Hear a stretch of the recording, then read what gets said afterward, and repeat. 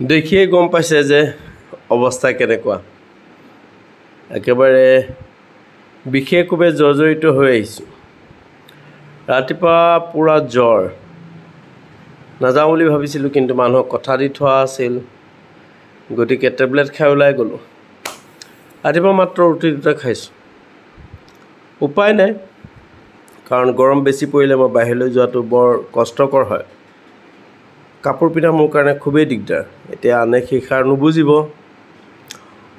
গেঞ্জি পিন্ধা বা অন্য শ্বাৰ্ট পিন্ধা মোৰ কাৰণে খুব দিগদাৰ হয় এই ৰাতি 8:30 বজাত আহি পাইছোঁ গোটেই গা বিষ হাত বিষ ইমান দূৰ বাইক চলাই প্ৰায় 200 কিলোমিটাৰমান আহোঁতে নৰসিংহ ৰাস্তাত পাই লৈ আনিছিলোঁ মানি প্লাণ্ট আনিলোঁ এঘৰৰ পৰা ৰুবৰ বাবে জবা ফুলৰ ডাল তাৰপাছত সেয়া কুন্দুলি আধা কেজি 20 টকা ভাত কেৰেলা 40 টকা আধা কেজি এইয়া ধান জলকীয়া নেমু 10 টকাত 5টা আটা মিঠাতেল তাৰ পৰা এই মাটিকান্দুৰী শাক বহুত দিনৰ মূৰত পাইছোঁ এয়া বগী জামুক তাৰপিছত মিঠাই লৈ আহিলোঁ আৰু ছানডে স্পেচিয়েল পোহা সময় নাই আজি ৰাতি কালি ৰুটি খাই থাকিলোঁ বগী জামুক খায় নাই আপোনালোকে বগী জামুকীয়া বেচনৰ বৰফি এটা লৈ লৈছোঁ চাহ এতিয়া ধুনীয়াকৈ খাই লওঁগৈ কেতিয়াবা এইদৰে চলাই দিওঁ আৰু টেবুলত বহিবলৈ নাযাওঁ এনেকৈ বহোঁ ইমানেই ভাগৰ লাগিছে ৰাতিপুৱা 7টাত খাই পাইছোঁ কালিও সেই একেই 200তকৈ ওপৰত আপোনাৰ চলাইছোঁ স্কুটি একেবাৰে বাওঁখি বিষাই গৈছেগৈ ৰাতি 8:30 বজাত পাইছোঁ কি ক'ব আৰু খাই লওঁ ৰুটি চুটি সদায় খাই আমনি লাগে ন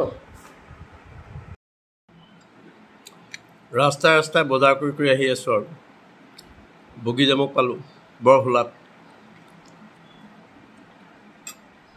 নৰসিংহ পাতটো সেইফালে ৰাস্তাবোৰত একেবাৰে হাবিৰ নিচিনা হৈ থাকে খুব আনিলোঁ মাটিকাদুৰী শাক ল'লোঁ এমুঠি 10 টকা ভাত কেৰেলা আধা কেজিতকৈ বেছি 40 টকা 1 টকাও নকমায় কুন্দুলি ল'লোঁ আধা কেজি 20 টকা ফিৰিঙি জলকীয়া ল'লোঁ 10 টকা 10 টকাত নেমু 5টা ল'লোঁ মিঠাই ল'লোঁ আজি যিহেতু দেওবাৰ ঘৰতে বহি খাম আৰু আজি আৰু কলম নুচোঁ এনেকৈ খাব লাগিব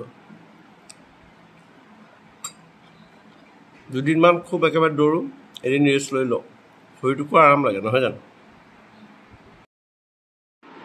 এয়া মুৰ্গী মাংস দুপৰীয়া ভাতত ৰহৰ দাইল আৰু ভাত কেৰেলা নৰসিংহৰ পুৰি বনাইছিলোঁ সাউথ ইণ্ডিয়ান কুন্দুলি ভাজি ভাত নেমু আৰু ধান জলকীয়া বিশেষ বনাবলৈ মন নগ'লে আৰু ইমানতে সমাপ্ত কৰিলোঁ গাও ভাল লগা নাছিল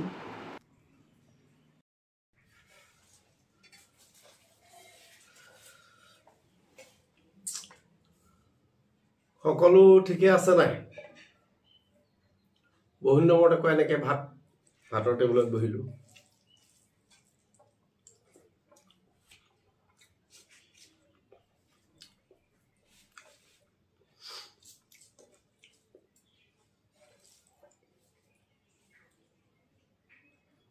দিনটো কেতিয়াবা ভাত নাথাকে যে কালি তেনেকুৱাই হ'ল ভাত নাই আচলতে মোৰ গাটো খুবেই জ্বৰ ৰাতিপুৱা মোৰ ইমানেই জ্বৰ মই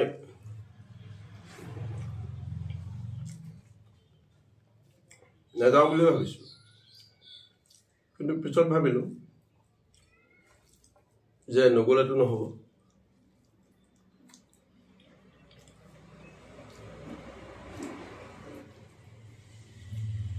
চৰকাৰী কামক যি দিয়া হৈছে সেইখিনি এনেও কৰিবই লাগিব গতিকে আজি কৰা কাইলৈ কৰা গাটো ভালে থাকোঁতে কৰিলে ভাল ৰাতিপুৱা সেইগতে ভয়তে মই একো খোৱা নাই, অকল ৰুটি দুটা খাই গৈছোঁ। একেবাৰে বহুত দূৰ আৰু আপোনালোকক কি ক'ম, বহুত দূৰে।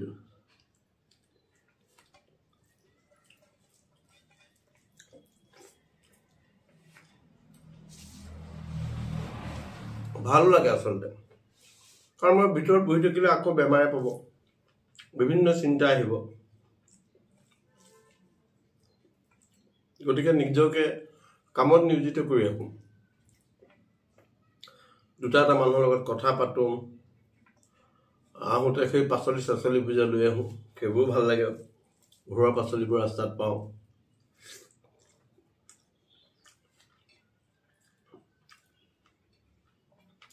কালি ৰাতি মই একদম 8:30 বাজি গ'ল, খুব মোৰ বিষাইছে গাটো।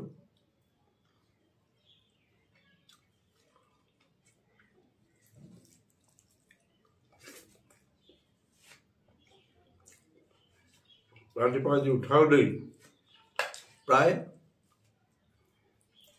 7টা বাজি গ'ল।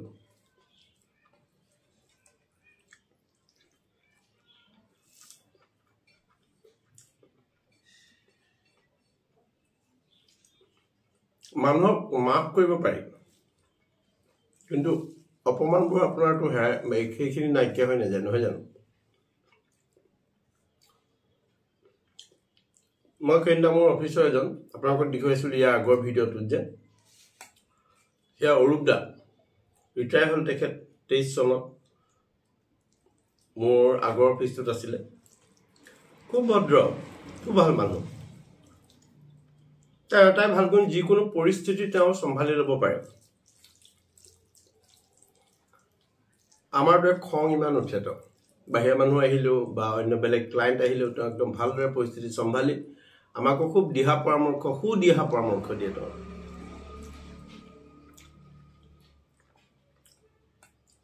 তেখেতৰ মাকে আগত আমি মানে খুবেই বিচাৰোঁ। সেই আগতে যে লোফ যে আমি খাওঁ, লোফ ব্ৰেডটো, ডাঙৰ ব্ৰেডটো, সেই তাৰ তলৰ পেপাৰখনত তেখেতে চচপেনৰ পিঠা বনায়। আমাৰ মানে অৰূপদাই লৈ আনে। আমাৰ সেই অফিচটোত এটা ৰুম এটা আছিলে, তাতে লুকুৱাই থৈ আমি আৰু এটা এটাকৈ কোনে চিঞৰ বাখৰ নকৰোঁ, মনে মনে গৈ খাই আহোঁগৈ। গৰম খালি থেকেৰা চৰবত, খুব সাদৰী মানুহ হয়।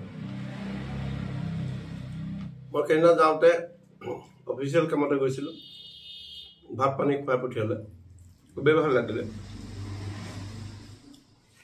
তেখেতলোকে মোক দেখিছে,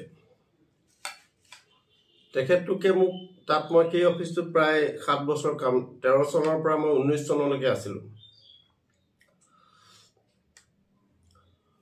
অৰূপদাৰ বৌয়ে মোৰ বিষয়ে ইমান নাজানে, আচলতে অৰূপদাহঁতে কথাবোৰ ইমান নাপাতে আৰু। পিছত জানি আচৰিত হৈছে।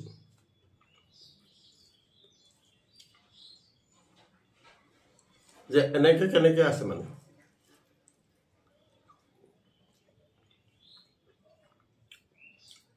সেই গতিকে কোনো এতিয়া মোৰ একো অনুশোচনা নহয়।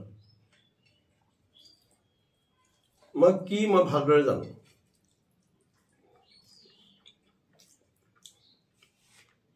বহুত দৌৰিলোঁ, মানুহৰ পিছত, মৰমৰ পিছত, ভাল পোৱাৰ পিছত। ইমান পৰিমৰা নহয় মই। চোৰ, গুণ্ডা, বদমাছ, মহিলাৰ লগত বোলে খুব বেয়া চৰিত্ৰৰ মানুহ, তেনেকুৱা নহয়তো। গতিকে অনাহকত কিয় চাফাই দি থাকিব লাগে। প্ৰায় ডিপাৰ্টমেণ্টৰ মানুহবোৰে মোক গম পায়, ধৰক বিভিন্নজনে গম পায় মানে আচলতে গম পাওক, মই মানে কোনো তেনেকৈ লাজ কৰিবলগীয়া কথা নাই। কিন্তু মই কাৰ খবৰ নলওঁ, কিন্তু লাজ লাগে কি আচৰিত লাগে, মোৰ আকৌ খবৰবোৰ লৈ থাকে। যি এৰিলোঁ, যি গ'ল, যাৰ লগত সম্বন্ধ শেষ কৰিলোঁ। মই কৈছোঁৱে নহয়, সমাজৰ আগত যদি মই নিজৰ বুলি পৰিচয় দিবলৈ মানে খুব গৰ্বৰে পৰিচয় দিওঁ, কিন্তু সেই একেখন সমাজৰ আগতে মই মৰিলে বুলি ক'বলৈ অকণো কুণ্ঠাবোধ নকৰোঁ। মোৰ ঘৰত সেইদিনা যিদিনা পাতিছিলোঁ, সেইদিনা মই ভকতৰ আগত তেনেকেই কৈছিলোঁ।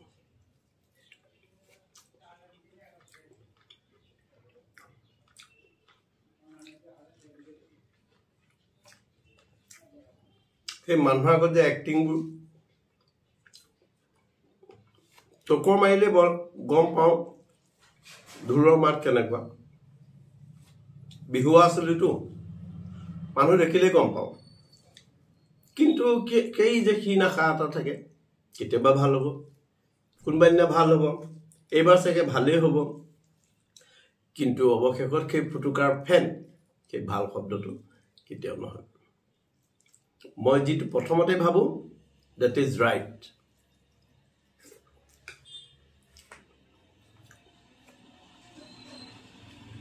ৰাতি 9টাত পাওঁ বেয়া লাগে আগতে কিছু সকলৰ লগত ফোনত যথেষ্ট মোৰ ফোনবোৰ বিজিয়ে থাকে এটা মোৰ ফোন যেতিয়াই মাৰো অনলাইন মানে অন্য নহয় মোৰ নিজৰ ভিডিঅ' চাই থাকো ফেচবুক চাই থাকো হোৱাটছআপ চাই থাকো তেনেকৈ চলি থাকো বেলেগ একো মোৰ নাই মানুহৰ লগত নাই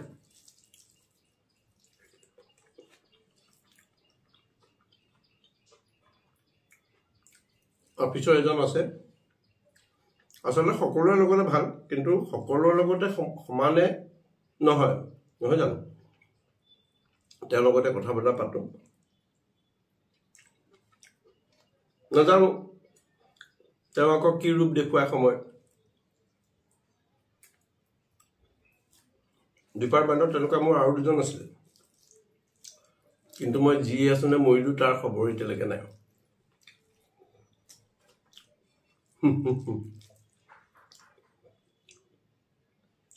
যোৰহাট চিনিবলৈ মানুহ চিনিবলৈ কেনেকৈ উঠা বহা কৰিব লাগে সেই টেকনিকবোৰ শিকিবলৈ অপূৰ্বদাসৰ লগত সবেই বন্ধুত্ব সম্পৰ্ক সম্বন্ধ only to learn something from me তাৰপিছত দেখিব তেওঁলোকৰ ৰূপেই সলনি হ'ল দেওবৰীয়া ভাত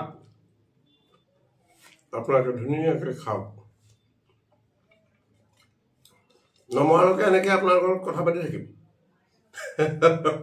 আপোনালোকে নাভাবিব যে পাগল হ'ল পাগল নহয় এনেকৈ মই কৈছোঁ নহয় বেলেগৰ লগত মই নাপাতো আচৰিত কথা কি সেইদিনা কৈছোঁ ভিডিঅ'টো দীঘলীয়া হ'লেও চাব মোৰ 8:45 মান হ'ল আগফালে মোৰ কাপোৰ মেলি থোৱা আছে ৰাতি আগফালে বৰ্ডখন ওলাই থাকিল ঘৰত আছে ভিতৰ লাইটবোৰটো অফ দুই এক ওচৰ চুবুৰীয়াই তেওঁলোকৰ ধৰক মই খুবেই ভাল পাইছোঁ তেওঁলোক মোৰ প্ৰতি মানে আচলতে কি বেয়া ভাৱ নাই তেওঁলোকৰ চিন্তা হৈ গৈছে যে কি হ'ল আগফালে বৰ্ডখন ওলাই আছে আৰু ইমান ৰাতিলৈকে কাপোৰ মেলি আছে লাইট অফ তেওঁলোকে গুণাগথা কৰিবলৈ আৰম্ভ কৰিলে মিনটো ভিতৰতে আছে নেকি যদি আছে কি কৰি আছে জীয়াই আছেতো কাৰণ সঘনাই আমাৰ এইখিনি ঘটনাবোৰ হয় বিশেষকৈ লাইট মোৰ অফ হৈ আছে আৰু কাপোৰবোৰ মেল খাই আছে বৰ্ডখনৰ ঘৰত আছেতো আছে আচলতে মই কেনে বাহিৰলৈ গৈছেতো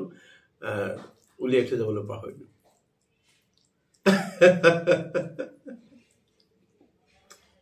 ভাবক এটা জীৱিত মানুহক সুস্থ সবল মানুহক সেই একে সমাজৰ মানুহে কেনেকুৱা অৱস্থালৈ আপোনাক পেলাব পাৰে দেখিছে এতিয়া ৰাতি মই টোপনি ক্ষতি নকৰোঁ বহুত টোপনি ক্ষতি কৰিলোঁ 3টালৈকে ৰাতিপুৱাই যায় এতিয়া নহয় আচলতে এতিয়া টোপনি ক্ষতি কৰিবলগীয়াও নহয় মোৰ লগত এতিয়া চিকিউৰিটি গাৰ্ড নাথাকেতো নাইট ডিউটি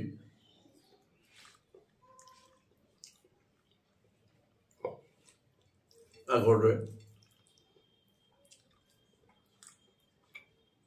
ঠিক আছে ভাত খাওক